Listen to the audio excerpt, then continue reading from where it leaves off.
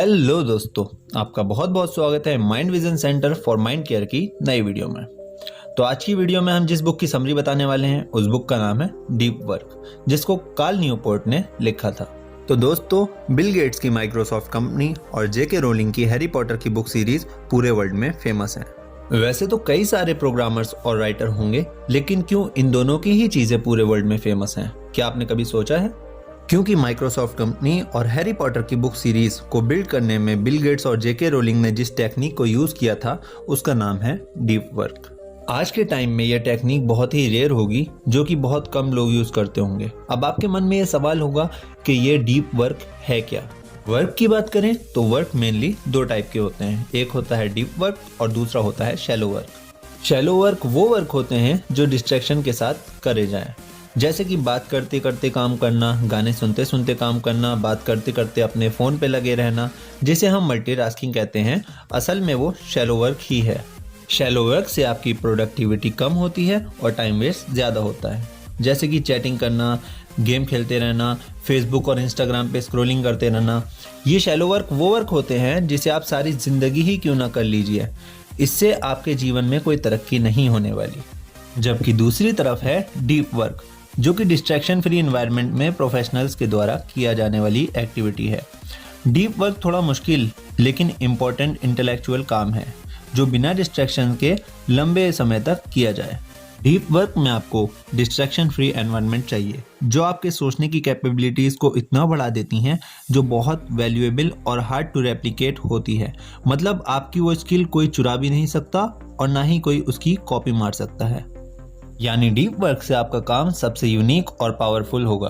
Deep work का example बताऊं तो माइक्रोसॉफ्ट के फाउंडर बिल गेट्स भी साल में 2 बार थिंक वीक्स मनाते हैं, जिसमें वो इंटरनेट और लोगों से दूर रह के अपने लेक साइड कॉटेज में रीडिंग और नए आइडियाज पे काम करते हैं।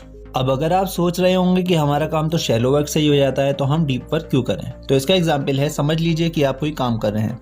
काम करते करते अचानक आपके फ़ोन पे एक मैसेज आता है।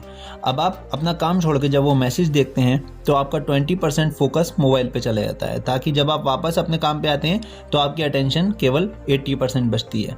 बाद में उसे 100% करने में काफ़ी टाइम लगता है, जिससे आपका वक्त बर्बाद होता है। अगर आप भी अपने आप को रेयर, वैल्यूएबल और यूनिक बनाना चाहते हैं तो आपको डीप वर्क करना सीखना ही पड़ेगा। ऑथर कहते हैं कि आने वाली टफ इकोनॉमी में मेनली 3 तरह के लोग ही आगे बढ़ के सर्वाइव कर पाएंगे।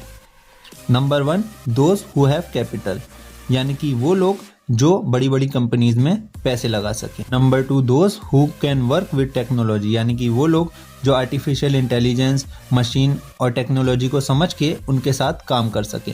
Number 3, expert in their field, यानी कि जो लोग अपने फील्ड में एक्सपर्ट हो। इनमें से जो अप्रोच हमारे लिए बेस्ट होगी वो होगी ability to do deep work with full concentration, जो कि नंबर 3 है। और हमें अपनी फील्ड में एक्सपर्ट बनने के लिए डीप वर्क को सीखना ही पड़ेगा। चलिए जानते हैं कि डीप वर्क किया कैसे जाता है। ऑथर कार्ल न्यूपोर्ट ने हमें डीप वर्क करने की 4 टेक्निक्स बताई हैं, जिसे आप अपनी नीड के मुताबिक चूज कर सकते हैं। नंबर 1, मोनास्टिक डीप वर्क, जिसमें हम किसी मॉन की तरह सब कुछ छोड़ के किसी गोल को पूरा करने के लिए कहीं आइसोलेट हो जाते हैं। जैसे 1970s में बिल गेट्स ने खुद को आइसोलेट कर लिया था, पूरी दुनिया से अलग चले गए थे वो 8 हफ्तों के लिए, जिसके बाद उन्होंने बेसिक का फर्स्ट मॉडल बनाया था, जो कोडिंग आगे जाके $1 बिलियन कंपनी माइक्रोसॉफ्ट का बेस प्रोग्राम बना। टेक्निक नंबर 2 है बाय मॉडल डीप वर्क। इसका मतलब है कभी कभी मोनास्टिक अप्रोच से काम करना और बाकी वक्त नॉर्मल लाइफ जीना। ये अप्रोच उनके लिए है जो खुद को दुनिया से पूरी तरह से अलग नहीं कर सकते। जैसे जेके रोलिंग को हैरी पॉटर की लास्ट बुक फिनिश करने में अपने घर पर बहुत ज़्यादा डिस्ट्रैक्शन हो रहा था, क्योंकि वो कुत्तों के भौंकने की आवाज़ और बच्चों के रोने की आवाज़ से बहुत ज़्यादा परेशान हो गई थी। इसीलिए जब उन्हें अपनी बुक लिखनी होती थी तो वो एक होटल में जाके अपनी बुक लिखा करती थी, और जब उनका काम पूरा हो जाता था तो वापस आके अपने घर पे नॉर्मल लाइफ जीने लगती थी। टेक्निक नंबर 3 है रिथमिक डीप वर्क। इस अप्रोच में बेसिक आइडिया ये है कि अपनी लाइफ में रिथमिक बेस पर डीप वर्क करने की आदत बनाना। इसीलिए इसमें आपको एक फिक्स टाइम सेट करना होगा कि आप हर रोज इस टाइम से इस टाइम तक डीप वर्क करेंगे और बाकी वक्त पर आप अपना शैलो वर्क करेंगे। टेक्निक नंबर 4 है जर्नलिस्टिक डीप वर्क।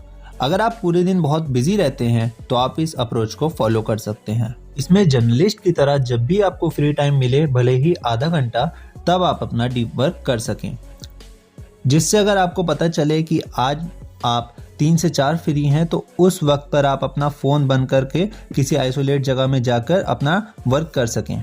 इस टेक्निक का यूज़ ऑथर भी किया करते थे।